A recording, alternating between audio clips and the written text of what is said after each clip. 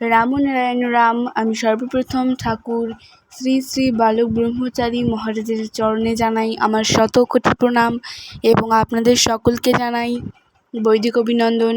রাম নারায়ণ রাম। এই বলে আমি আজকের তত্ত্ব ও আলোচনা শুরু করছি। আজকে বিদেহীর হাহাকার, জন্মসিদ্ধ ঠাকুর শ্রী শ্রী বালক ব্রহ্মচারী মহারাজের একান্ত ঘরোয়া তত্ত্ব আলোচনা ও ভাষণ সংকলন অভিনব দর্শন এই বইটি থেকে পাঠ করে শোনাব। এই স্বল্পায়ু জীবনে জীবকুলকে উদ্ধার করার জন্য জন্মগত মহানরা নানাভাবে চেষ্টা করেন। যেভাবে তারা নেন, সাধনা করে যেতে হলে বহু বছর লেগে যেত, কিন্তু তারা নিয়ে যান মুহূর্তে।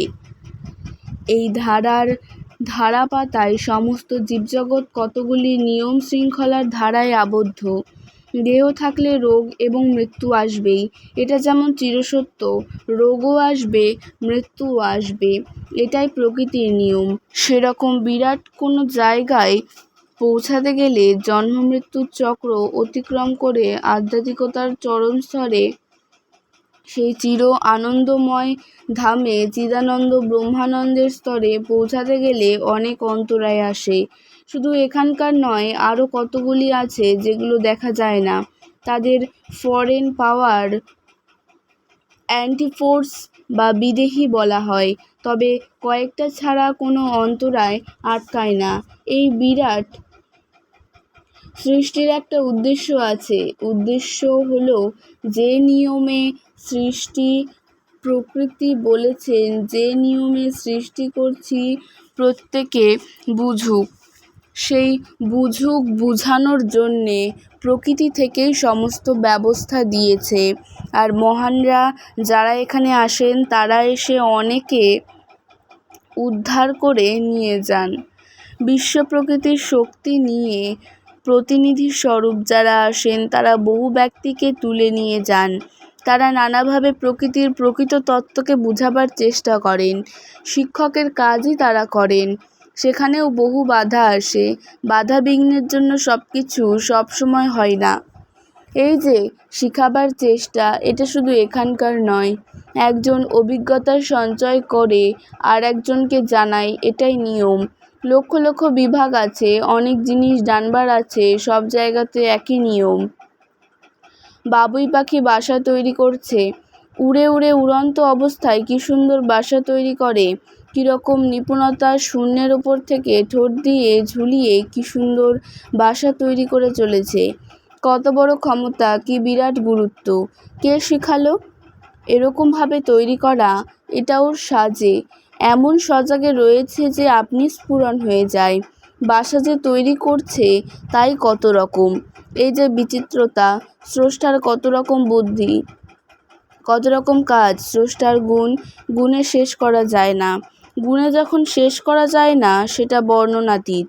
কেন না বর্ণনার বাইরে চলে যায়। চেহারাও তাই। কারো সঙ্গে কারো চেহারা হুবহু মেলে না। লক্ষ লক্ষ বাচ্চার লক্ষ লক্ষ মা, যার যার বাচ্চার ডাকে ঠিক ঠিক সাড়া দিয়ে যাবে। যার যার মায়ের ডাকে বাচ্চাও সাড়া দেয়, তাতে ভুল হয় না। বিভিন্ন জীবের মধ্যেও তাই, কাকের মধ্যেও তাই। সৃষ্টির মাঝে, সৃষ্ট বস্তুসমূহের মাঝে এত যে রূপ, এত যে বিভিন্নতা কোত্থেকে এলো?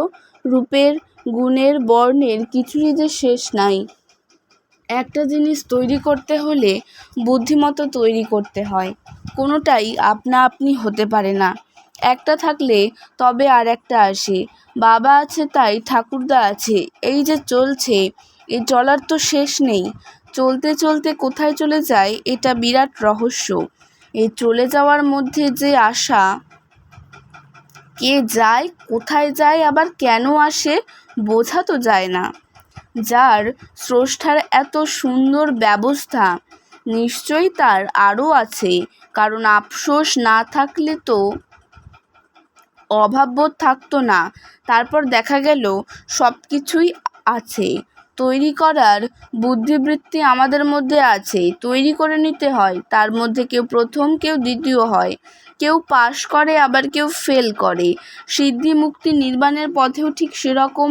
কেউ এইভাবে যায়, কেউ আর একভাবে যায়। দিল্লি হেঁটেও যাওয়া যায়, গরুর গাড়িতেও যাওয়া যায়, আবার প্লেনে করেও যাওয়া যায়। মনে করো 80 সেকেন্ডে চাঁদে গেলাম, আবার স্মরণ করার সাথে সাথেও চলে যায়। মন গেলে দেহ কেন যাবে না?